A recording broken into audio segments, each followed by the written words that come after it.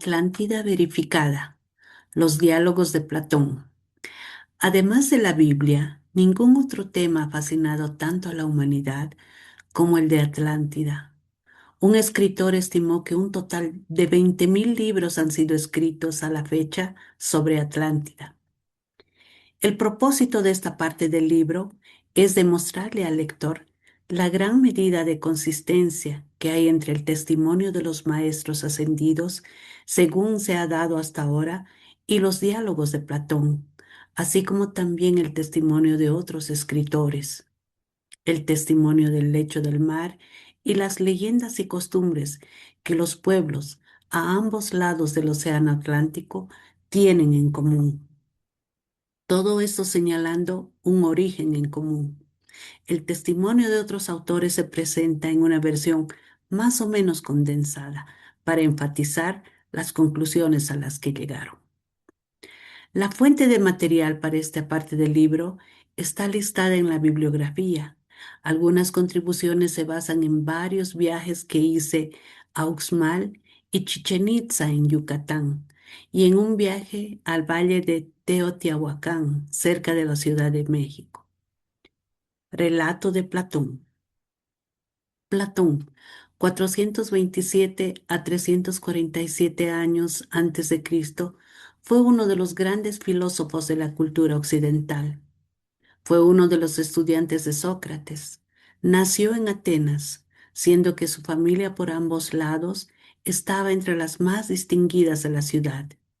Se decía que Platón era descendiente del estadista y legislador ateniense Solón.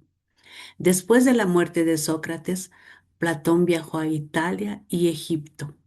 Al regresar, abrió en Atenas una escuela llamada la Academia, constituyendo la primera universidad que se fundó en Europa, la cual pronto se convirtió en la autoridad reconocida en los campos de investigación científica, filosofía, matemáticas y derecho. Platón consideraba que la fundación y organización de la Academia había sido su más grande logro. Presidió esta universidad durante el resto de su vida, haciendo énfasis en que a fin de descubrir el mundo real de ideas y formas, el hombre tiene que ignorar el testimonio de los cinco sentidos materiales. Muchos escritores consideran que los diálogos Timeo y Critias de Platón constituyen el más importante y pleno conjunto de evidencia histórica concerniente a Atlántida con que contamos. En Timeo, Platón relata ciertos eventos históricos de la antigua Grecia y Atlántida. Detalles adicionales, incluyendo el estilo de vida y costumbres de la gente que vivía en la isla de Atlántida, aparecen en Critias. Lo que Platón dice acerca de Atlántida cubre 20 páginas. Platón utilizó el vehículo del diálogo para relatar detalles de la civilización atlante. En Timeo, una persona llamada Critias, el joven, da el origen de su relato. Indica que la fuente del mismo era un viejo sacerdote que vivía en la antigua ciudad de Sais, en Egipto. El sacerdote le narró esta historia a Solón, el legislador griego. A su vez, Solón se la contó a su amigo y pariente Drópidas, quien entonces le pasó a una persona también llamada Critias, el abuelo de Critias el joven. A continuación presentamos extractos de la narración de Platón, según se encuentra en Timeo y Critias. Esta versión de la narración de Platón fue preparada comparando los siguientes libros. 1. Atlántida, el mundo antidiluviano, de Donnelly. 2. La historia de Atlántida, de Spence. 3. Los secretos de Atlántida, de Mook. 4. Las piedras de Atlántida, Doctor de Zinc. Estos autores utilizaron distintas traducciones como su fuente. Hay diferencias menores. He añadido algunos comentarios, los cuales están en paréntesis. En esta versión, convertí antiguas unidades de medición en kilómetros y metros. Timeo. Antecedentes. Sócrates, Hermócrates, Critias el joven, Timeo y una cuarta persona, presumiblemente el mismo Platón, se habían reunido para llevar a cabo un debate filosófico. Sócrates le recuerda a Critias que había prometido narrarles una historia que podría ser aceptable para el festival de la diosa Atenea. Critias. Entonces, escucha Sócrates, un extraño relato, que sin embargo es ciertamente verdad, según lo declara Solón, quien era el más sabio de los 7 sabios. Él era pariente y gran amigo de mi bisabuelo, Drópidas, tal cual él mismo lo dice en varios de sus poemas. Drópidas se le dijo a Critias, mi abuelo, quien recordaba y nos habló de grandes y maravillosos avances, y en particular de uno que había logrado en Atenas en los días de antaño, los cuales con el correr del tiempo y en el curso de las generaciones se habían desvanecido de la memoria. Sócrates, muy bien. ¿Y qué es la famosa acción antigua de la que hablaba Critias el Viejo? No como una mera leyenda, sino como la acción comprobable del Estado ateniense que recordaba Solón. Critias, les narraré una vieja historia que le escuché a un hombre de edad, ya que Critias en aquel entonces tenía casi 90 años de edad, mientras que yo solo tenía 10. Cuéntanos esa historia, dijeron los otros. ¿Y cómo es? ¿Y de quién habló Solón? Escuchó esta tradición verificable. Allá en Egipto, dijo Critias, en el delta, en la cabeza que el Nilo divide, una provincia llamada Sais. Y la ciudad principal de dicha provincia también tiene el mismo nombre. El fundador de esta ciudad es una diosa, cuyo nombre en la lengua egipcia es Neit, y en griego, como dicen los egipcios, es Atenea.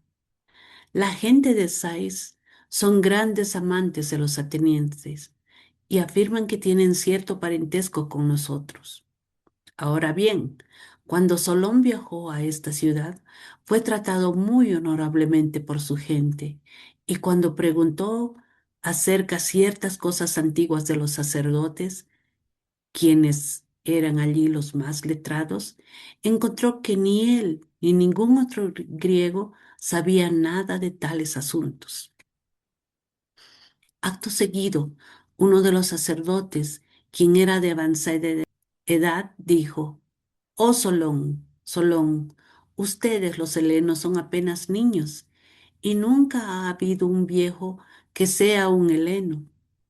Al oír esto, Solón respondió: ¿Qué quieres decir?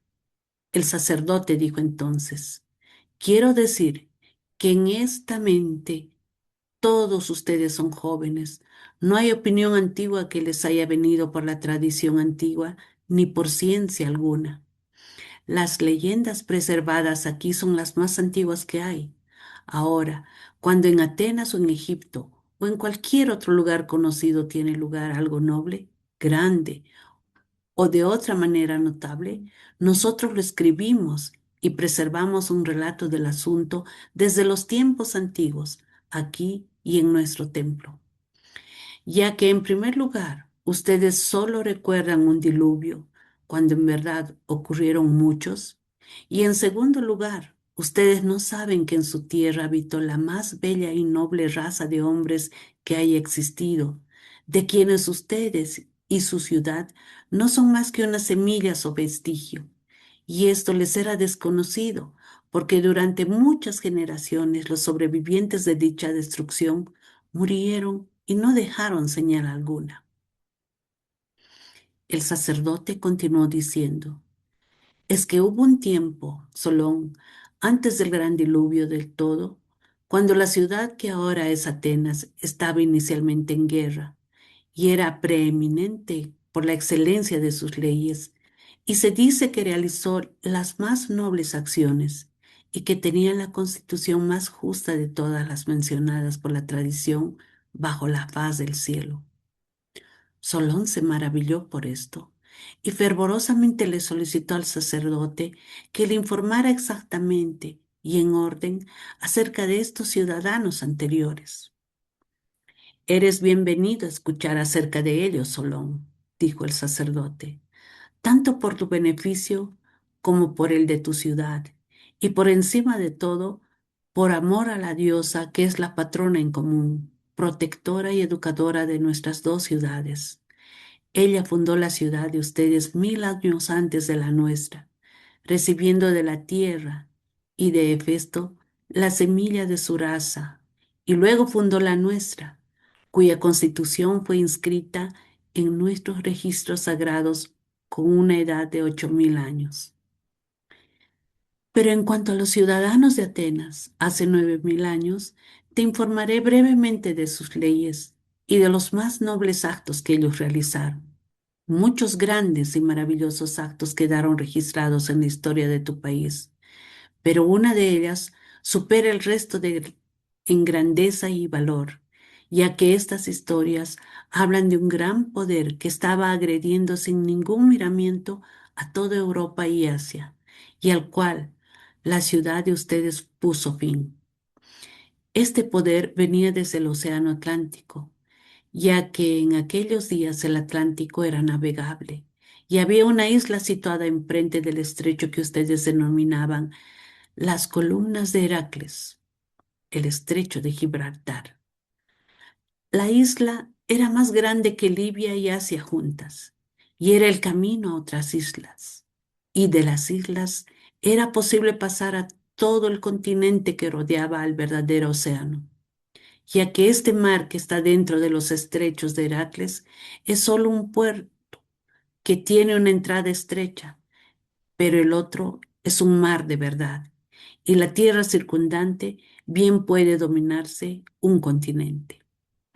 En esta isla de Atlántida existía un imperio grande y admirable, el cual había tomado posesión de la isla entera, así como también de las otras islas y de parte de aquel continente.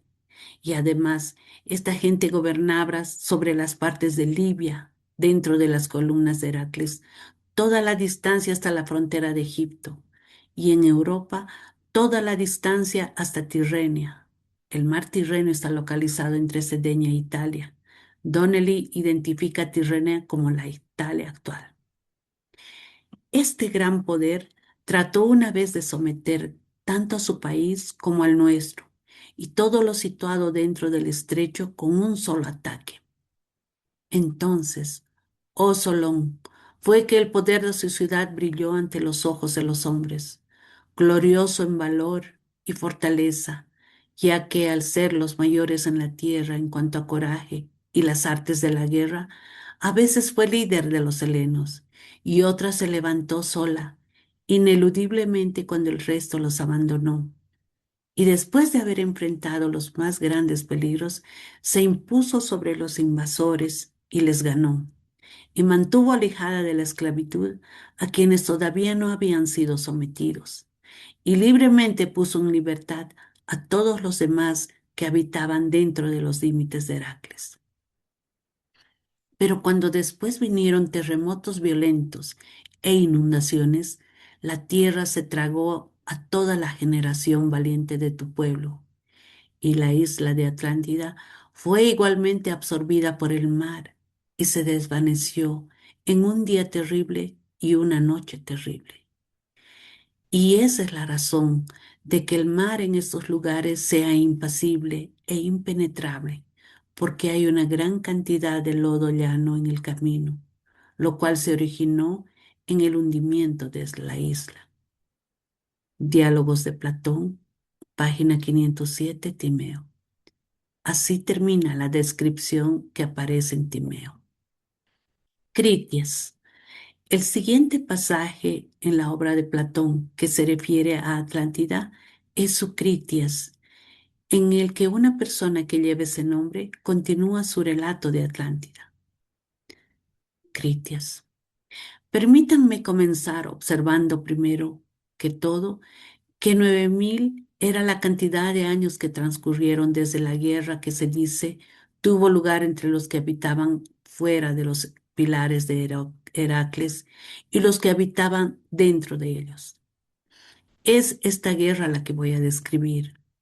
Uno de los combatientes era la ciudad de Atenas, la cual imperaba sobre mucha gente. La otra fuerza era comandada por los reyes de la isla de Atlántida, la cual, como les estaba diciendo, una vez controlaba la mayor parte de Libia y Asia. Muchos grandes diluvios han tenido lugar durante los 9000 años, ya que esa es la cantidad de años que han transcurrido desde la época de la que estoy hablando. Y a continuación, si no he olvidado lo que aprendí cuando niño, permítanme traerles el carácter y origen de sus adversarios. Los amigos no deben reservarse sus historias, sino tenerlas en común. Sin embargo, antes de avanzar más en la narración, quisiera advertirles que no deben sorprenderse de que se les den nombres helénicos extranjeros. La razón para esto es la siguiente.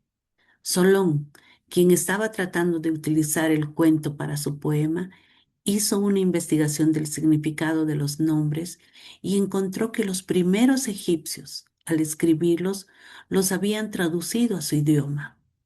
Solón recuperó el significado de varios nombres y volvió a traducirlos, copiándolos de nuevo en nuestro idioma. Mi bisabuelo, Drópidas, tenía el escrito original, el cual todavía tengo, y el cual pude estudiar meticulosamente cuando niño.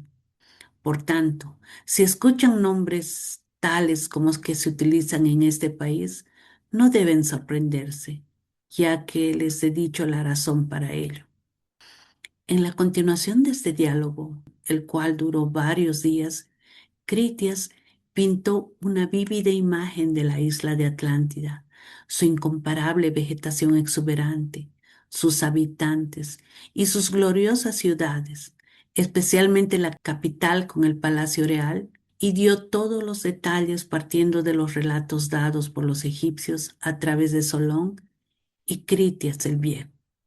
Al hablar de las asignaciones de los dioses antes, les comenté que distribuían toda la tierra en partes que diferían en tamaño y construían templos y hacían sacrificios.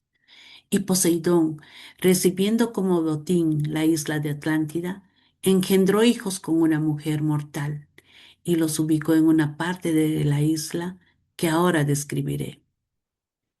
Una planicie se extendía desde el mar hacia el centro de la isla. De todas las planicies, se dice que esta era la más bella y excelente. Una montaña se elevaba cerca de esta planicie, surgiendo en todas direcciones, pero también hacia el centro a una distancia de 9 kilómetros. Uno de los hombres que allí salieron de la tierra en el principio por nombre Euenor, vivía en la cima de las montañas con su esposa, Leucippe.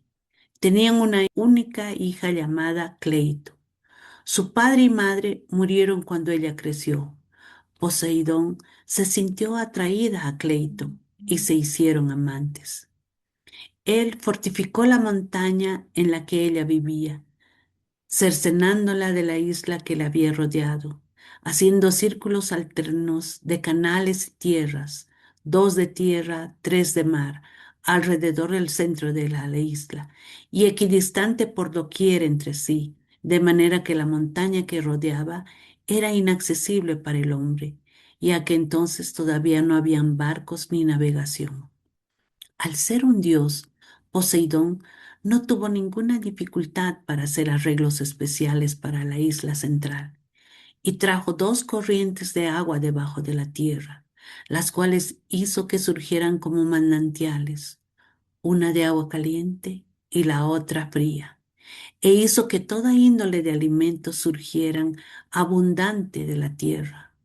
También engendró y crió 5 conjuntos de gemelos, todos machos, dividiendo la isla de Atlántida en 10 partes. Le dio al primogénito de la pareja de mayor edad la morada de su madre y el lote circundante, que era el más grande y el mejor, y lo hizo rey sobre todos los demás. A los otros los hizo príncipes y les dio el control sobre muchos hombres y grandes territorios. y los nombró a todos. Al mayor, que era rey, lo llamó Atlas, y de él la isla y el océano recibieron el nombre de Atlántico. A su hermano gemelo, que había nacido después de él, le tocó como botín el extremo de la isla hacia los pilares de Heracles. Toda la distancia hasta el país todavía hoy se llama la región de Gades en esa parte del mundo. El Almanaque Mundial Atlas muestra que la ciudad de Cádiz, ubicada en la punta sur de España, era llamada Gades antiguamente. Todos ellos y sus descendientes eran los habitantes y gobernantes de diversas islas en el mar abierto. Y también, como ya se ha dicho, mantenían control en la otra dirección sobre el país dentro de los pilares, tan lejos como Egipto y Tirrenia. La posteridad de Atlas mantuvo el poder soberano durante varias centurias en sucesión ininterrumpida. Tan grande era su riqueza que superaba la de los reyes que vivían en las centurias anteriores, y ningún monarca en las estas eras posteriores podía compararse con ellos a este respecto. Mediante su sabia industria, llenaron la ciudad capital y el país con toda cosa que era útil y agradable a la existencia. Su poder les procuraba toda la producción de tierras extranjeras. Su isla le suministraba con toda índole de piedras y minerales, y sobre todo con el mineral conocido como oricalco, cobre de montaña, el más precioso de todos los metales después del oro. La isla también producía en abundancia toda índole de maderas apropiadas para construcción. Alimentaba numerosos rebaños de animales, tanto domésticos como salvajes, y una gran cantidad de elefantes, los cuales encontraban abundante comida en las ciénagas, lagos y ríos, y en las planicies y en las montañas. La tierra también producía una gran cantidad de raíces, hierbas, maderas, resinas, flores y frutas, el dulce jugo de la uva, maíz y vegetales en su estación.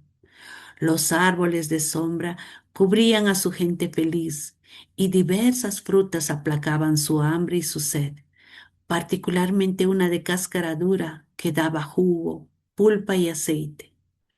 En una palabra, en esta isla que desapareció tan infelizmente, había de todo para satisfacer al cuerpo y al espíritu. Y al contar con todo lo que la tierra proveía, erigían templos y palacios reales, puertos y muelles, y organizaban el resto del país de la manera siguiente. Su primera tarea consistía en construir puentes de un lado al otro de los anillos de agua que rodeaban la vieja metrópolis para construir carreteras hacia y del Palacio Real. Construyeron dicho palacio en el mismísimo principio donde la diosa moraba, y sus ancestros, los reyes, lo recibieron de su padre, añadiendo tanto como podían a su belleza, tratando de superar a sus predecesores hasta que llegaron a tener una residencia sorprendente a la vista en cuanto a tamaño y belleza. En vista de que había excavado un canal de 100 metros de ancho, 30 metros de profundidad y 10 kilómetros de largo, desde el mar hasta el anillo más externo de todos, excavaron una entrada lo suficientemente grande como para admitir los barcos más grandes. También contaron a través de los anillos de tierra, entre los anillos de agua hacia los puertos, lo suficientemente ancho como para que un trirreno o bote grande pudiera pasar de un anillo a otro. Le pusieron techo a los cortes, de manera que los barcos podían pasar por debajo, ya que los bordes de los anillos eran lo suficientemente altos para esto. Pero el anillo de agua más grande que daba acceso al mar tenía un ancho de 600 metros.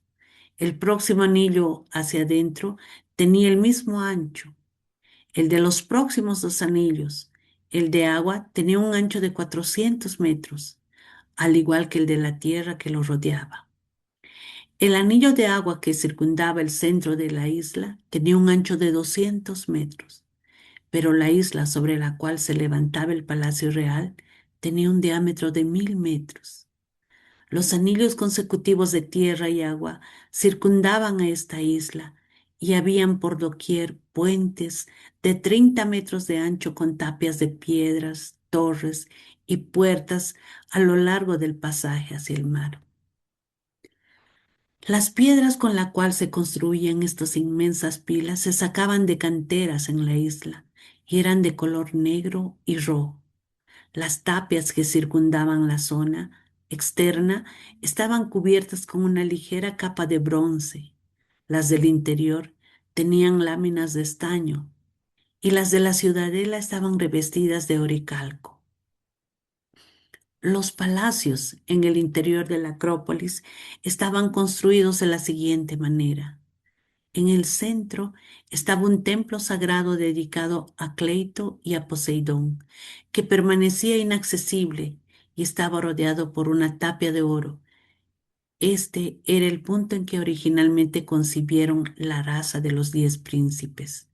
Y allí traían anualmente los frutos de la tierra en su estación desde las 10 divisiones de la isla.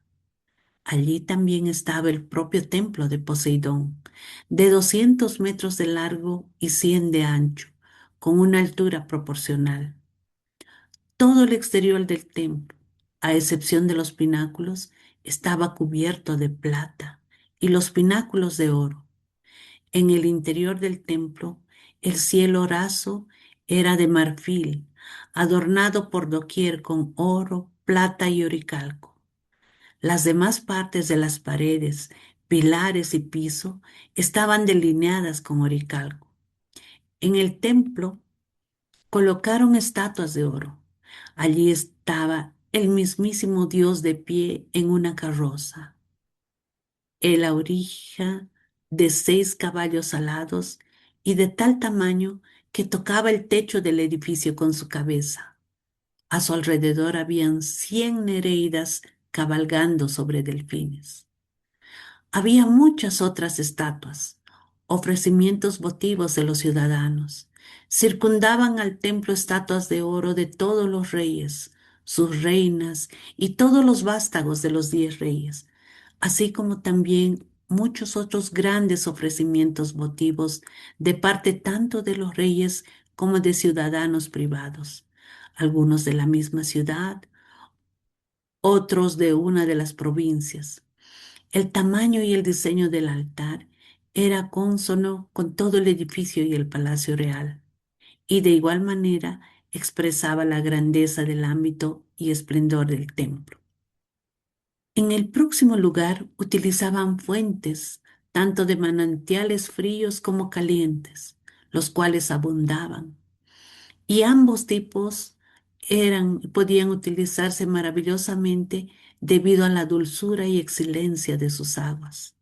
Se construyeron edificios alrededor de dichos manantiales, plantaron árboles apropiados, así como también cisternas, algunos abiertas al cielo, otras con techo para ser utilizadas en invierno como baños termales. Constituían los baños del rey, así como los de ciudadanos privados, los cuales se mantenían separados. También había baños separados para mujeres y aún otros para caballos y ganado, a los cuales se le ponían tantos adornos como fuera posible. El agua que se desbordaba era canalizada a la arboleda de Poseidón, donde crecía toda índole de árboles de maravillosa altura y belleza, debido a la excelencia del suelo, y el resto era transportado por acueductos que pasaban por los puentes a los círculos externos. Se construyeron muchos templos dedicados a muchos dioses, así como jardines y lugares de ejercicio, algunos para hombres y otros apartados para caballos. En ambas de las dos islas conformadas por las zonas y en el centro de la mayor de las dos había un hipódromo de 200 metros de ancho y en longitud cubría toda la circunferencia de la isla. También habían intercaladas casas para los guardaespaldas, siendo que los de más confianza estaban asignados a la zona interior, que estaba más cerca de la Acrópolis, mientras que a los de máxima confianza se les asignaba casas dentro de la ciudadela. Los muelles estaban llenos de trirrenos y de todos los aparejos requeridos para ellos. La residencia de los reyes estaba dispuesta de la manera siguiente. Al cruzar los tres anillos de agua externos, se llegaba a una tapia que comenzaba en el borde del mar, conformando un círculo a una distancia de 9 kilómetros desde el anillo más grande, que incluía la salida del canal al mar. El todo estaba rodeado de muchas casas densamente pobladas, y las carreteras y el puerto mayor estaban abarrotados con barcos y mercaderes que llegaban de todas direcciones y que todo de día como de noche generaban una multitud de voces, bullicio y ruido. Ahora les he dicho todo acerca de la ciudad y todo lo relacionado con esa antigua colonia como me fue descrita en la época. Ahora debo tratar de recordar también las condiciones naturales del resto del país y su organización. Para comenzar, se decía que toda la región se elevaba sobre el nivel del mar con acantilados, pero toda la planicie que rodeaba la ciudad, a su vez, estaba completamente cercada por montañas que bajaban hasta el mar. La planicie era uniformemente plana, alargada y medía 550 kilómetros de largo y en ancho, elevándose desde el mar 360. Esa parte de la isla estaba abierta hacia el sur y estaba protegida por montañas de los vientos del norte. Las montañas que la rodeaban estaban altamente alabadas en aquel tiempo, por su cantidad, altura y belleza que con creces superaba las que ahora se encuentran allí, y también porque contenían muchos asentamientos populosos, así como ríos, lagos y praderas que suministraban a los animales domésticos y salvajes con comida abundante y grandes bosques que ofrecían una gran variedad de árboles, proveyendo una abundancia de madera para la carpintería y la ebanistería de toda índole. Esa, entonces, era la condición natural de la planicie, la cual, sin embargo, fue cultivada por muchos reyes durante un largo periodo. La forma básica era oblonga, en su mayoría planeada, y lo que le faltaba era añadido por la trinchera que la rodeaba. En cuanto a su profundidad, ancho y largo, suena increíble que además de las otras estructuras tuviera que haber una artificial tan grande, pero debo pasar la información de lo que oí al respecto. Tenía 35 metros de profundidad, 600 metros de ancho, toda la distancia, y en vista de que había sido excavada alrededor de toda la planicie, 1800 kilómetros de largo. Recibía la afluencia de los ríos que bajaban de las montañas y rodeaba la ciudad en ambos lados, descargándolos en el mar. De su parte superior, canales rectos, la mayor parte de ellos de 30 metros de ancho, conducían a la planicie y de allí a la parte de la zanja que desembocaba al mar, cada una a una distancia de 18 kilómetros de la próxima.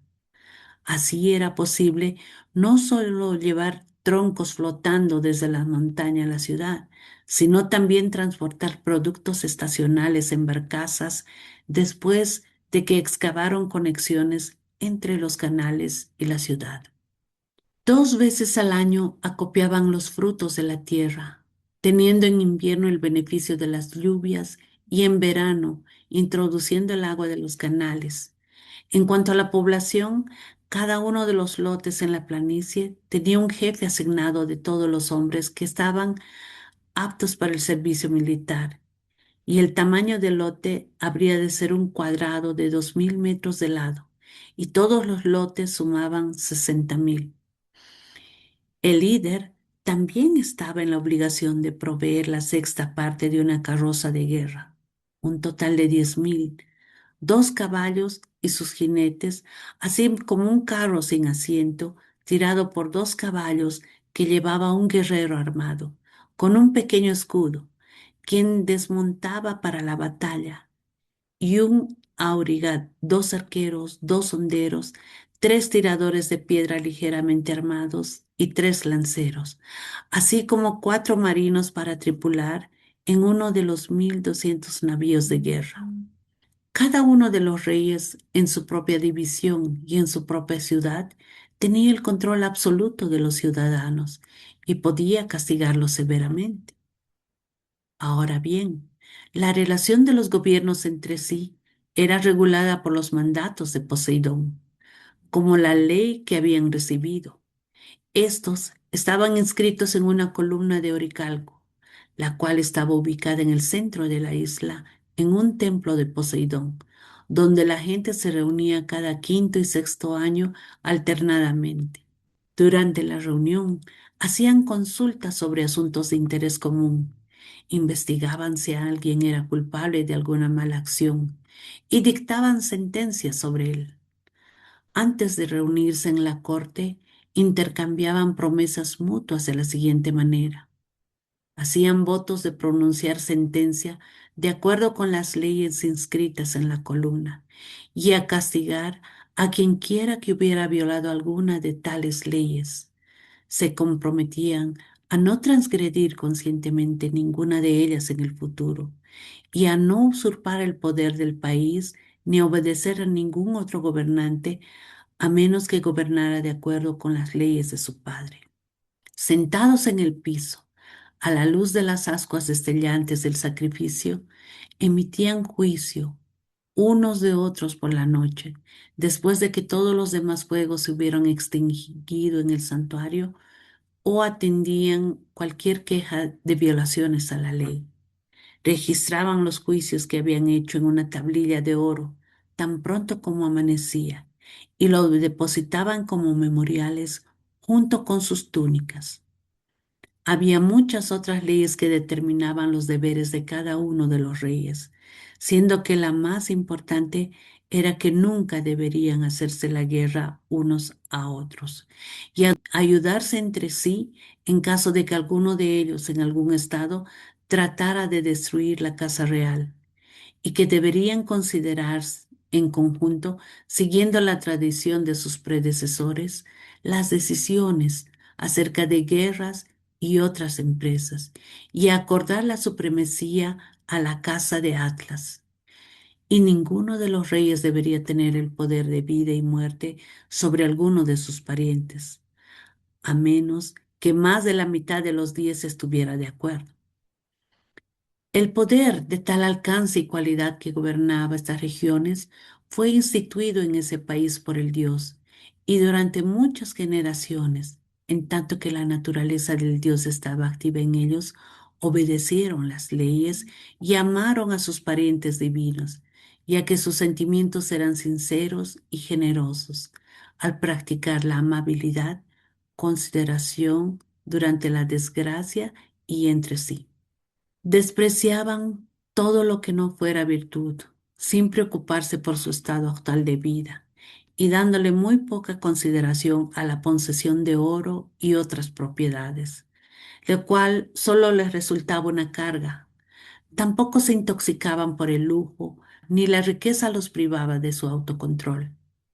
Eran más bien sobrios y veían claramente que todos estos bienes se aumentan por la amistad virtuosa entre sí, y que al celarlos y honrarlos demasiado se perdía el bien en ellos, llevándose consigo todo vestigio de amistad. Con tales reflexiones y con la continuación de una naturaleza divina en ellos, todo lo que se ha descrito crecía y aumentaba en ellos. Pero cuando esa parte divina comenzó a disolverse y se diluía a menudo con cantidad excesiva de mezcla humana, la naturaleza humana se imponía. Luego, al ser incapaces de soportar su fortuna, se tornaban irrazonables. Y para todo aquel que tenía ojos para ver, comenzaron a rebajarse y a manifestar su naturaleza inferior, habiendo perdido el más bello de sus preciosos dones. Pero a quienes no tenían ojos para ver la verdadera felicidad, esta gente todavía lucía gloriosa y bendita al mismo tiempo que estaban colmados de un poder perverso. Zeus, el dios de los dioses, que gobierna con la ley y es capaz de ver tales cosas, percibiendo que una raza honorable se encontraba en el más abominable de los estados y queriendo castigarlos, de manera que pudieran depurarse y mejorar, invocó a los dioses a su más santa habitación, en la cual, al estar ubicado en el centro del mundo, se ven todas las cosas. Y cuando los hubo citado, habló de la siguiente manera. Y aquí termina abruptamente la historia de Platón. Algunos creen que intervino la llamada muerte, impidiéndole terminar su relato.